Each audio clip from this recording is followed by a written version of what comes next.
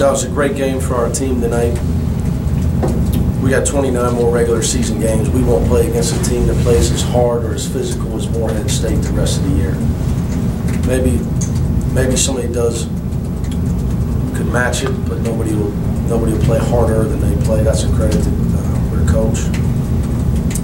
That's why I scheduled them. I thought I was going to have a young team that was going to need to be taught a lesson about being physical and scrapping and playing hard.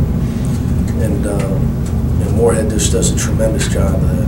They're extremely, extremely competitive. We spend so much time on fundamentals, learning on new offenses and new defenses, and teaching kids things, how to play together. We've got to learn how to physically compete. And we did it enough to win tonight, but we certainly weren't able to outman them by any stretch of the imagination. And that's a credit to how physical they are. Well, Kyle, I guess was your man of the hour. That's what you're recruiting for, I guess, right? Yeah, you know, I've seen that. You know, we see that in practice. You know, they decided to play zone, and we're able to get he and Jermaine Sanders a few open looks. Obviously, they made 8 of our 9. They made our last 8 threes. Troy hit one to start the game,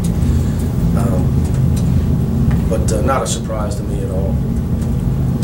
Coach, are you even more excited about some of your young guys after a game like this? You know, I just think we got. You know, I've always said this. You know, Kevin and Deshaun didn't get to play a lot tonight. You know, we're just going to be a work in progress. We're going to have different guys step up and lead us in scoring, and along the way, I'm trying to find rotations that will play well together in different games. It's going to be different people. You know, we've spent so much time just trying to get on the same page that. Figuring out what lineups to play together and how to actually win games is a process. That's the next thing that this team's got to learn. You know, just how to compete. So I was really happy with tonight because the physicality was exactly what I told our team was coming from Morehead, and we needed to play against it. But you know, obviously there's some things I'm happy with, some things I'm not. We were able to get even in the rebounding, and we had cut our turnovers way down. But we still have some guys that are better than they're playing. I think they can play better than they're playing, no doubt about that, in my mind. Your demeanor on the sidelines during a game wouldn't think that you're very pleased with how the game went, but you are. So you are actually very happy about the outcome of this game and how things. My demeanor is not going to change all year because I got to tell guys what to do every play because they haven't played at Cincinnati, or that's Kevin or Troy, and they're in their second year. You know, and the three guys that have played for us were guys that you know, have never been star performers. So I spend all my time getting guys in the right spot, but it's just like being a parent. You know, you can tell your kid, hey, I just told you that. But when you're out there for the first time and you're tired, like Troy Copain's never played 31 minutes. I don't think I'm going out on a limb there. I doubt that he's ever come close to playing that for us.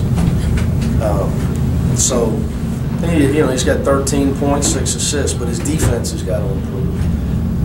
But he's 18 years old. And he's never played this many minutes, and it's just an adjustment. So I don't think that's not going to change all year for me. I'm not mad at guys. I'm just trying to get guys to remember what I just said 30 seconds ago. And I said this last year. You know, when you're coaching veteran guys, it's a lot easier.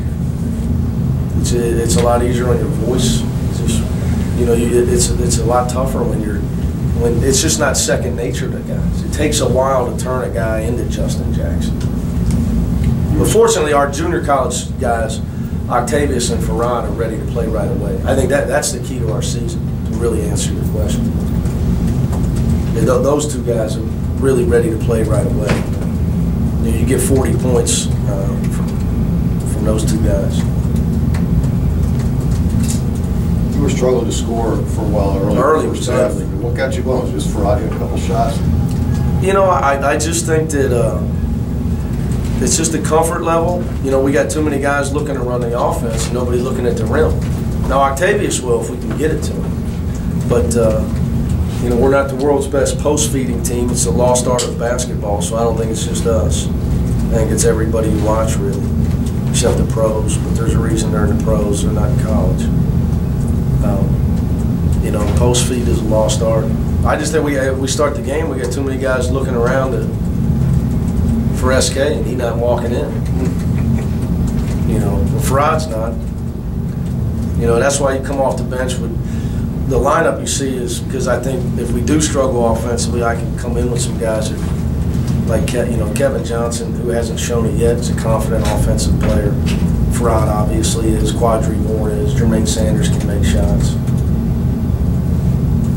So, you know, obviously I got to keep looking at our lineup, make sure we've really been trying to start Troy to take care of the ball and the other four guys being our best four defenders at their position. That's kind of why you saw the lineup the last two games, but it'll change. Farrad was kind of the guy that not a lot of people looked at. Coach Vina just kind of get a tip and Well, I told Darren during the year last year that we got to make sure we can score next year. And he, you know, not just he, obviously, all three of the guys. And we were searching around all spring to bring somebody in that can play offense. And Darren was a big, you know, I tell you, it's funny. I give him all the credit because he kept beating on me about Farrad. And I did get to see, I saw Farrad play last year myself in November. But Darren kept beating on me about Farrad. And finally I realized it sounded eerily like when I was beating on Bob Huggins about Steve Logan. That, you know, he's little, he's really little, he's really little. He's not being heavily recruited, but boy, he can really play offense. And you looked at him, he didn't turn the ball over. He didn't turn it over in junior college, and he can really make shots. I think that, you know, some guys get under-recruited because of their lack of size, but they can play basketball. So I give Darren all the credit because he never gave up. He did a great job recruiting Farrad, and he never gave up pounding on me about it. Did he have to trick you like you tricked Bob? No, he didn't have to trick. But I did trick Coach Huggins. But he didn't have to trick.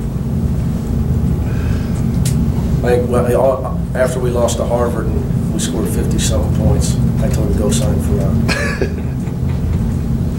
Octavius, good first half. Did he just kind of get a little, because it seemed like every time he got in the post, they were hacking. You know, and it was ridiculous out there tonight. But that's what I wanted. I thought it was exactly what the doctor ordered because, you know, you're sitting there trying to tell guys, hey, man, that ain't a foul in a real game. That's not a foul. It's a bloodbath out here. You know, the battle for position. See, we have a bunch of new guys and young guys. We don't block out like that in practice. So, you know, we worked really hard on beating blockouts, and we were able to get, Shaq got 2, Tay got 3, Gary, you know, we got 12 offensive, where the last game we got 7. You know, we missed more shots this game, but I thought we tried harder to get to the glass despite the way they were blocking us out with, you know, two forearm shivers. But a game like that only makes you better. It only makes you better. It teaches your guys, man, hey, it's a physical game.